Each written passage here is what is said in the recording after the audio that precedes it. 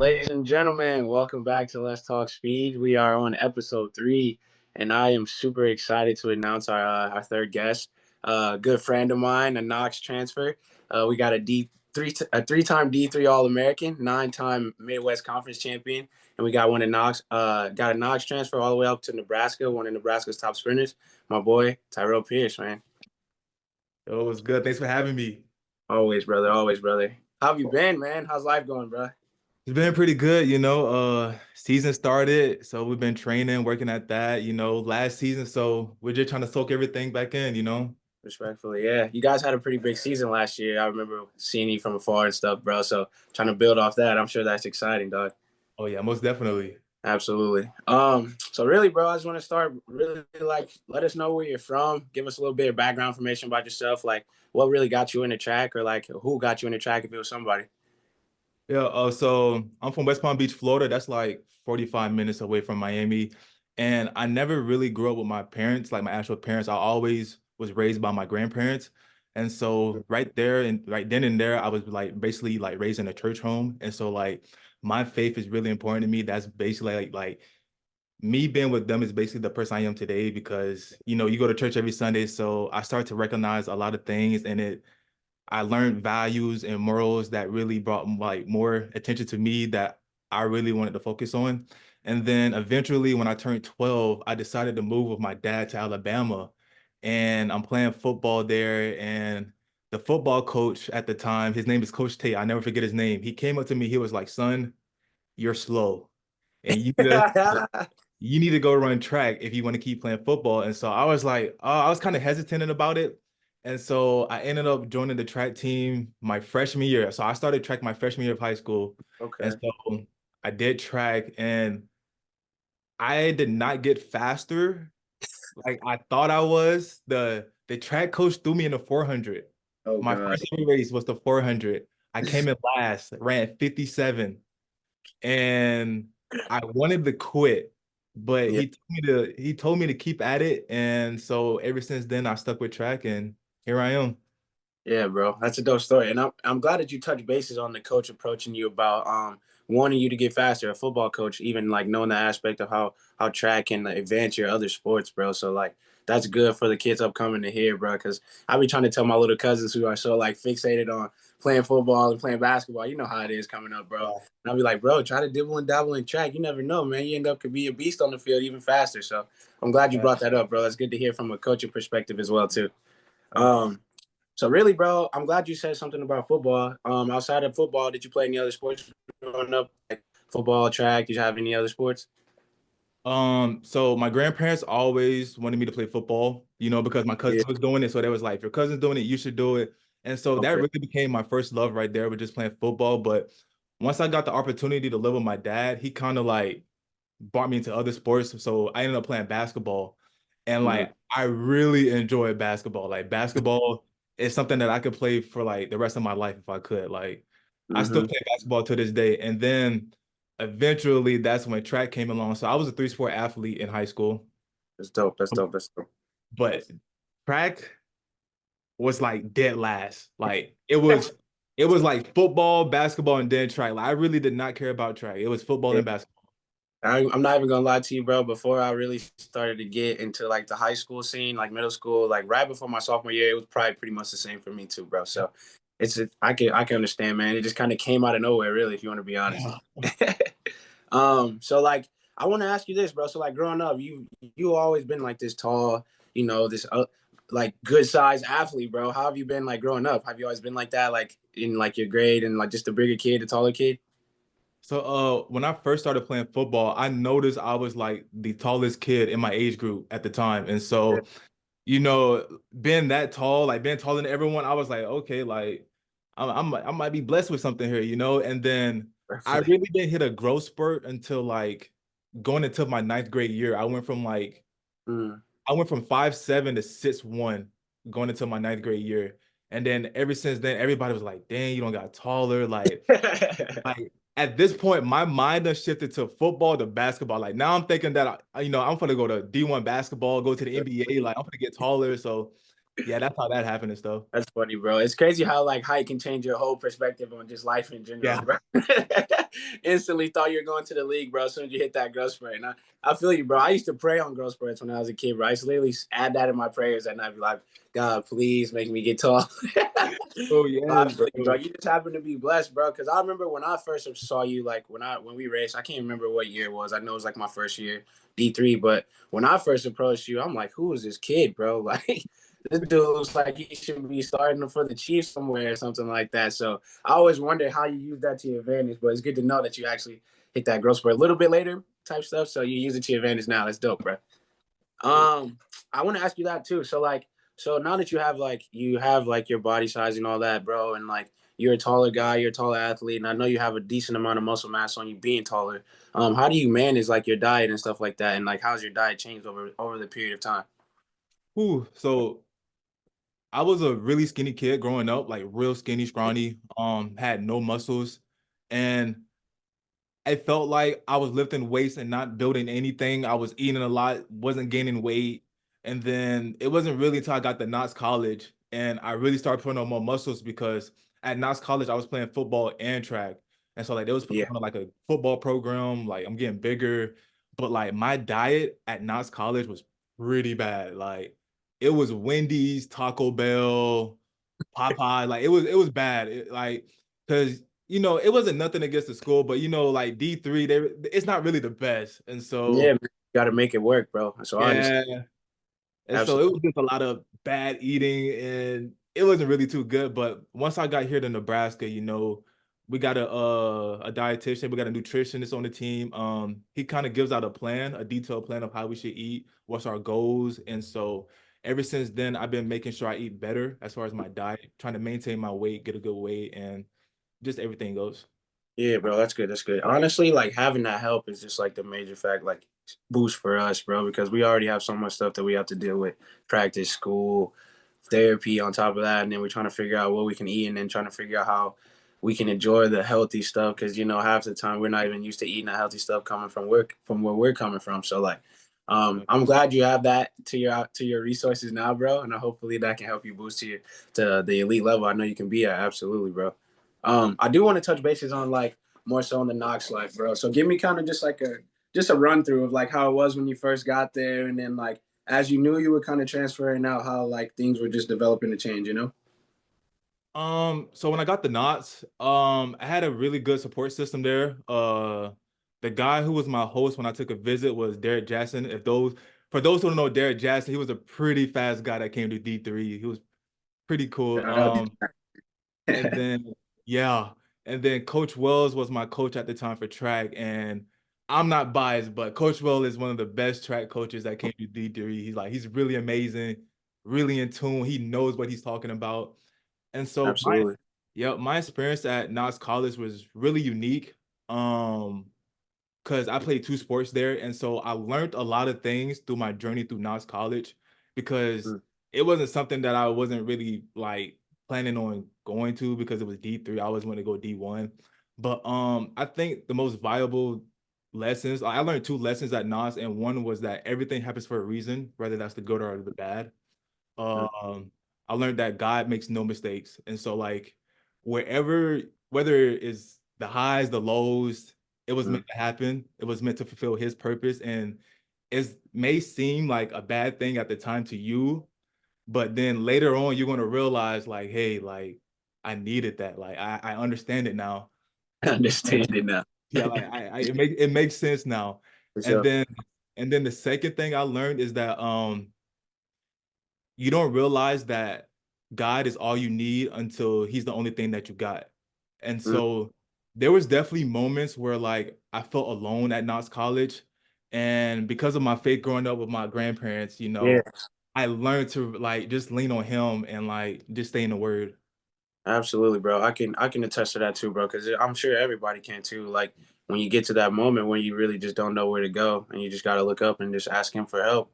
And there's times like you really don't even know if that's gonna help. You know what I'm saying? You just got to trust it, and then from that point on, you just your faith starts to build as the time goes on, as you see him changing the page, turning the page, bro. So that's Yeah. super dope to hear, man. I'm glad you got to experience just like the full journey. You know what I mean? And now it's looking super bright for you right now, dog. So that's awesome, bro. That's awesome.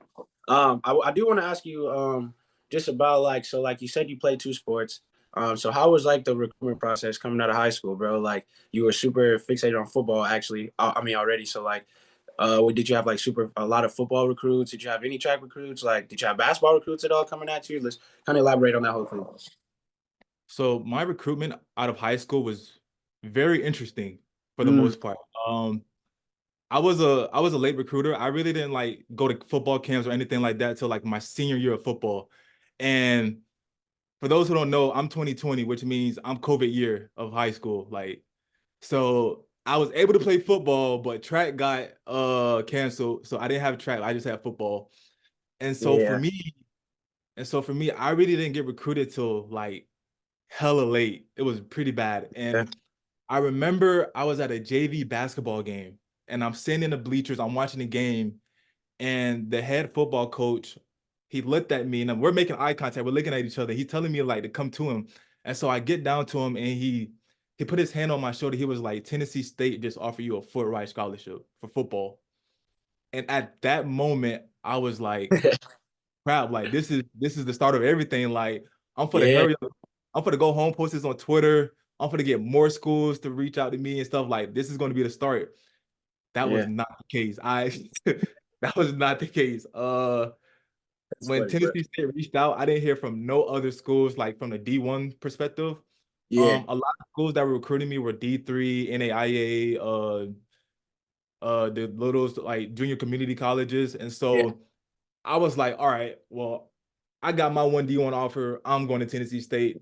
Don't write it out. Forget the rest of the schools, forget the rest of the schools. And this is where it gets really interesting. And so the person that was recruiting me out of Tennessee State was Tarvis Jackson. And he was a former NFL quarterback. He played for like 7 years. And so he was recruiting me. We're testing Yeah. back and forth. And then we're basically trying to set up a schedule, like a schedule to visit the school. And then Yeah. out of nowhere, I sent him a message, but he didn't reply back for like a week and a half. And Mm, so like I'm talking to my dad. I'm like, Dad, I don't know what's going on. Like, I don't know if they took me off their recruiting like list or whatever. And then mm. one morning I woke up and I have the ESPN notifications set to my phone. So I get like tons of ESPN notifications. And one of Yeah. the notifications was like former NFL quarterback Tarvis Jackson just died in a car accident. And then at that moment, like I read that and I'm like, nah, this can't be real right now. Like I started crying. And then that's Yeah. when I realized like, wow, like this is why he's not like responding back. Like the message is not responding back. And so from that moment there, I realized like I might have to go to a smaller school. Like this Mm, might not work out. And so the dream was to always play football or basketball, like going to mm. college. And so I was basically just and so like when I was getting recruited outside of Tennessee State, the other smaller schools were like offering me track scholarships. Yeah. Okay. That's what I So was. Yeah. and so like I'm telling these track coaches like, hey, like I really don't want to do track. I really want to do football. Can I do both? I was like asking like, hey, can I do both sports? They was like, Yeah. yeah, and we'll let you. We'll talk to the coaches. And then I get this random email from Knox College. I'm like, I've never heard of this school. I don't even know where Knox College at. Like it said Galesburg, Illinois. I don't even know where that's at. And so I ignored it. I ignored it for a week. I get Yeah. a message. It's Coach Wells, Knox College track and field. So I respond. He's like, Yeah. hey, I really want you to come on a visit. And then I was like, you know what? I never been on a visit. Mhm. It's a free trip, so I might as well just take it. And so I Yeah. take the visit to Knox College. I meet DJ. I meet some other people, and then I realized like, hey, you know what? This is really the only school that really interested in me. Yeah.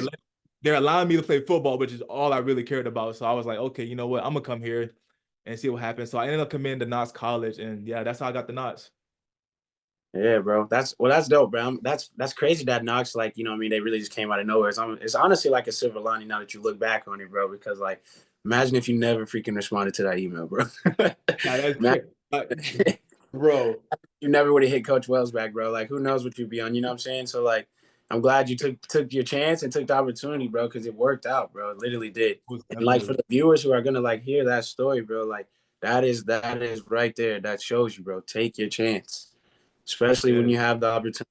You never know when it can come back. So like, if you got the opportunity, you got to take it, man, because you never know. Like, you literally could turn into a Division I Nebraska sprinter right now that I'm talking to. So that's super dope, brother. I mean, um, I do want to talk about some of your goals. You know what I mean? Like with Nebraska being on the plate now, bro, being in the Big Ten, racing against the big dogs. I want to know like how do you plan on approaching this year? You know, since you got last year under your belt and stuff like that. Um, for me this year, I felt like last year I felt like a lot of pressure. Is like it's the new environment. Yeah. Like you're racing against big dogs now. Like you're Hmm. not the fastest kid coming into the meet anymore. So like, I felt like really uncomfortable in a way, like because I Yeah. was like used to this type of feeling. And so now that I don't went through this first season, I feel like way more relaxed. I feel more confident going into this Hmm. season. And they just released the standards for a world championship. So I'm not gonna say too much, but like I'm definitely keeping an eye out for that. Absolutely, We won brother. conference outdoor last year, and so we're looking forward to repeating again and just staying positive and just getting through the season healthy and Yeah. having some Thanks. PRs for sure. Absolutely, bro. I'm glad you brought up Worlds, bro, because man, I'm gonna be honest, that's a big goal of mine as well. So hopefully I see you at the top soon, bro. Soon, soon, soon, brother. Just gotta stay working and trust the process at this point, honestly. Yeah. So with the whole Nebraska thing, bro, how would you say the training's like in comparison to like being at Knox, I guess, or just talk about your training in general. Like, is it tougher some days, and like how do you manage to get through it throughout the week? Because I know being at the D1 level, they probably give you some of the craziest workouts ever. So just kind of elaborate on that. Yeah, so when I was at Knott's, Yeah. you're talking about a roster size of 13 kids, like 13 Ooh. people on the team. And so like you take that 13 and now you just look at the sprints group. Now you're talking five of us. And Oof. so now you take the sprints group and you talk about 400-meter runners. I was the only one. And so Oh my. there was a lot of moments of training by myself. Um, Mm, but Coach Wells focused on speed workouts with me. So there would be times where I'm like training with D-Jack or like other teammates out the blocks or like short sprint stuff like 20, 30, 40s, 60, 80s going mm. up. And so a lot of the times it was just speed, speed, speed. Like Coach Wells was letting me run at 60 in the 100s in the season. You Like, started to do some damage in them boys, man. I ain't yeah, forget. like I like I was like, damn, I'm really not a 400-meter runner. Like, I could really be a one and a two guy, you know? Respectfully, And yeah. so it was kind of tough though, like just training by yourself, but I could see the small improvements Mm. because when I got the NOS, I was a 50.7 guy, and then I left NOS at 46.4. And so like Yeah, you bro. can see progress. And then once I got to Nebraska, it's like you're talking of a roster size of 100 plus. And so like Yeah. now I have people to train with. There's multiple people that's running my events. And so like now I have a group of people that's pushing me at practice. And my training at Nebraska, my first year, it kind of switched to speed to endurance. And Yeah. so Okay. Yeah. it was a lot of 500s, Oh 350s, yeah. 300 repeats. So now we get into the grime and hard stuff now. Like it was pretty Yeah. tough. It was a tough transition. Like there was days where I could not hit the target goal Yeah, for like bro. practice. Like I was dying. And then eventually Yeah. I got used to it. And that was my first time ever not having like football before track. And so like I was training for track full time. And so like my Mhm. body was not like really used to it. So it felt like a very long season, like having fall Yeah. training at this point. But now, Yeah. I'm sticking to this training plan that the coach has me on, and I'm looking forward to seeing like how my body adjusts and how we get to it. That's dope, bro. And that's crazy because like the first time you ever went through fall training, bro, I'm sure that shit was like a shocking to you. Like, damn, bro, I got to run for like nine and Because yeah, bro. I'm playing football during this time, man. Football endurance, that's nothing for real. Like you just running back and forth, like that's easy. Park. That's a walk in the park comparison of that real fall training with track, bro. I mean, so I do want to touch base on this too, bro. This is one of my favorite questions. So like if you had a dream race, bro, like how would that look like? What type of event would it be? Who would be in it? And just like elaborate on how it would go, how it would end, anything like that. Yeah. So So I just want to tell people my last year at Knox College, I felt like I went through a gauntlet of all like the fastest D3 people ever. Um, Mm. I raced Traore. Everybody knows about Traore. I raced Traore indoor natties. I raced Eric Gregory outdoor natties. I raced JP Vault in a 200 at natties. And I just felt like, dang, bro, like I'm just going through it right now. But it made me question, like, wait a minute, I've never seen these guys run a 4x4. And Mm. so my dream race would be a 4x4. And I would have myself on there. But the other three legs, I would definitely do Traore, Okay. Eric Gregory, and my sleeper is Matthew McBride for sure. Ooh, Matty, 100%. nice. 100%. That guy is nice. Give us And an order for that, bro. What's that order look like? so we gotta go. Look, we gotta go Eric Gregory first leg for sure. He's splitting out the blocks. He's going 45 for Oh sure. yeah. Yeah. 100%. Put me second, you know what I'm saying? Slight little, you know what I'm saying? We got the lead. I know we're gonna have the lead. So, Do the I'm grimy work, man. Yeah, you for know what I'm sure. saying? I'm chilling. And then Matthew McBride, third leg, Traore anchor. That's We're we're 100% going. If we're gonna be close to three flat, if not sub three, for sure. what I'm For sure. saying. You put you boys in the race for some competition, dog, man. I'm feeling the sub three for sure, dog. I can't lie. Especially knowing the competitors, like, bro, the competitors that all four of you are, like, just being the fact that I've competed against all y'all. Like, I know once y'all get into that moment, y'all get into that stage, like, it brings out that inner beast. So that would be dope to see, bro. I ain't gonna lie. That's crazy. That's a crazy 4x4, dog. Y'all would snap out, honestly. We have once we get this posted out, man, we gotta reach out to the boys and see what they think about that as well, too, bro. Most definitely. No cap. So I do want to ask you the really like second to last question. Like, so like say for instance, high school version of TP walked in your room right now, bro. How would that conversation look like? What would you say to him? Like, what's some motivation or anything? Just elaborate on how that would look, you know?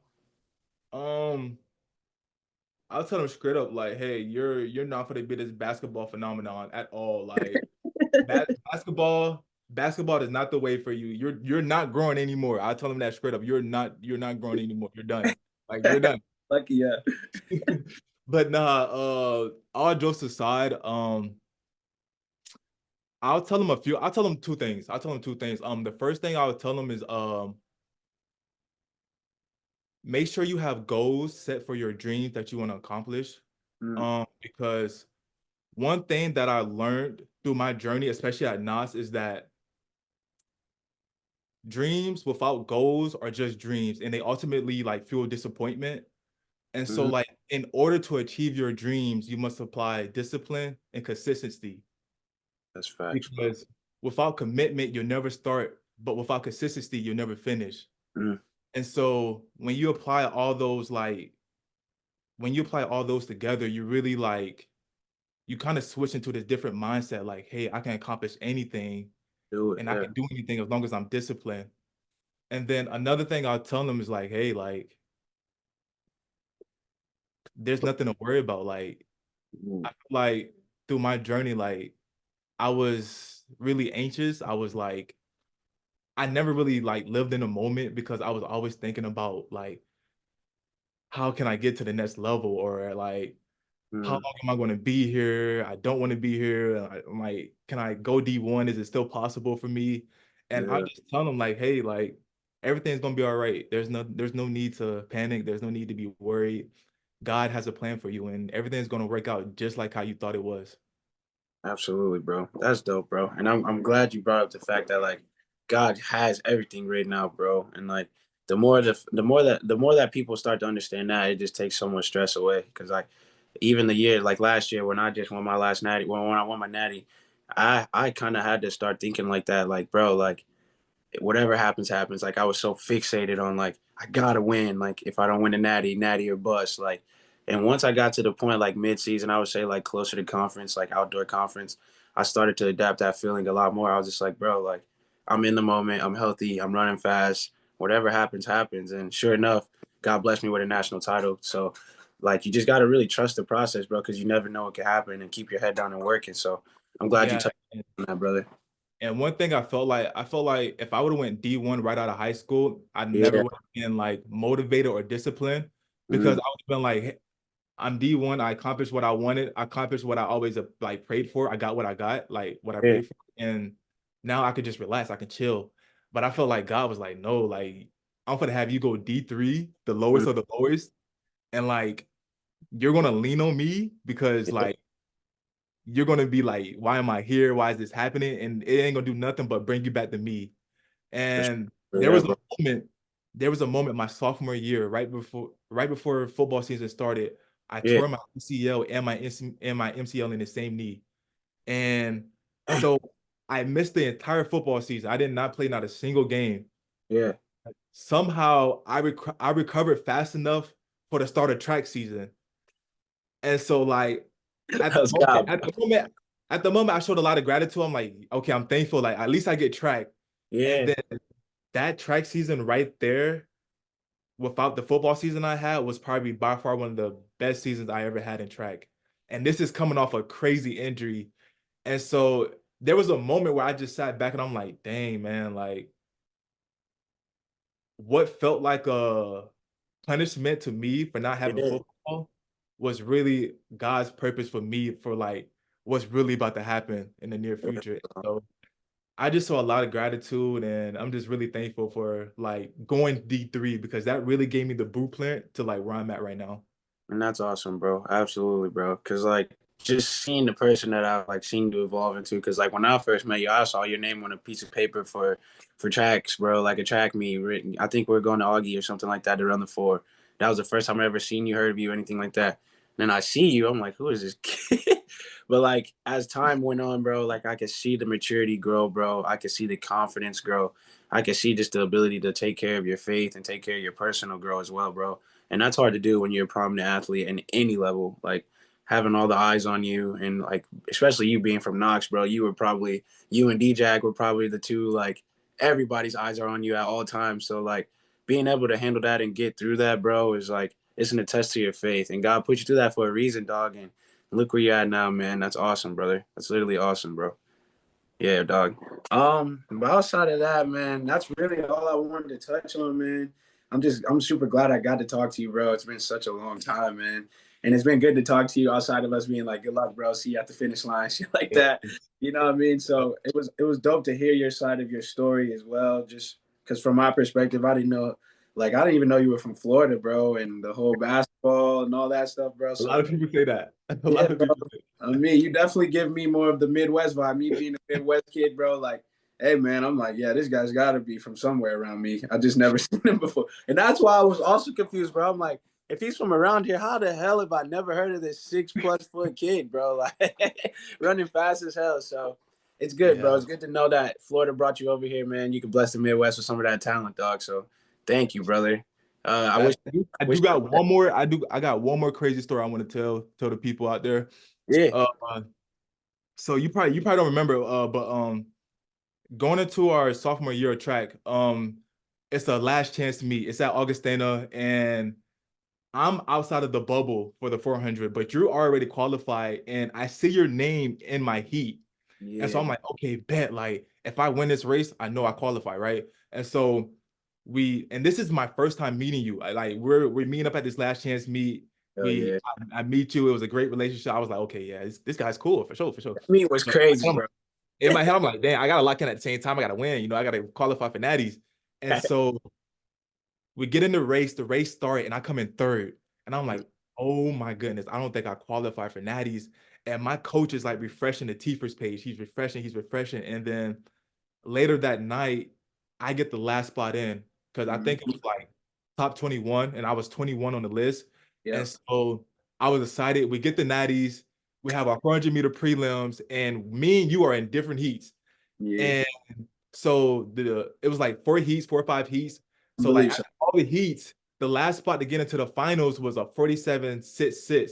And me and you both ran 47.68, and we was the first two people out. And I remember like talking to you after the meet, and we was like, it was just so hard, and How everything came full circle, bro. Like, yeah, it was a crazy experience. That experience in itself, bro. Like at the time, obviously that was super heartbreaking for us both, for sure. But like, bruh, it really made like, cause us being in that level, us making it to natties, it really showed us like, bro, like we got to do more. You know what I'm saying? Like, and I'm super glad it happened now. You know what I'm saying? It sucked. It sucked so bad at the time. I definitely Yeah. shed some tears back then, bro. And I didn't really know how I was gonna respond to it at the time. And I'm sure you were in the same boat. But, bruh, we needed that, man. We needed that for sure, brother. We And did. I remember when I got back to Knox College after that the meet, because the meet was at Ohio. It was at the Spark Institution. I Yep. remember I got back, I did not go home. I stayed in Galesburg, Illinois, and Locked in. I was back into it. I was like, bro, I'm ready for track season to start up again. I don't even care about football no more. I'm ready for track season to start up again. And I was just so locked in going into that third year. I was like, man, I can't let that happen again, bro. That's like losing on a buzzer beater, bro. You're just like right there, 0.02, Yeah. bro. I was thinking about 0.02 for like the next 8 months. So I feel you, bro. Every time I trained after that, I was absolutely thinking about that moment, like more so than not. So it fueled me more than anything, and I'm sure it fueled you, bro. So I'm glad we went through it, dog. It just Yeah. sucks, but Much needed. Much made needed. us some beasts now, dog, for real. Absolutely, man. But outside of that, dog, I'm glad we got to talk again, brother. For sure, man. This was dope, man. And we're gonna get this episode out in a few days, and I'm gonna drop some clips probably tonight. Honestly, got some time. I'm gonna get some editing on it and then drop some clips tonight, and then we'll go from there, brother. For sure, most definitely. I love what you're doing. Yeah. Just I'm a podcast guy, interview guy anyway. I love watching this, and like first two episodes that you drop, I really enjoyed them. It's really special what you got going on here, and I just love hearing other people's messages for sure. Absolutely. And I know, bro, once they hear that TP's on here, bro, they're gonna be ready to rally to this, dog. So thank you for taking some time out and being a part of this, brother, for sure. Yes, yes, yes, of course. Absolutely, dog. I'll talk to you soon. All right, brother. Most definitely.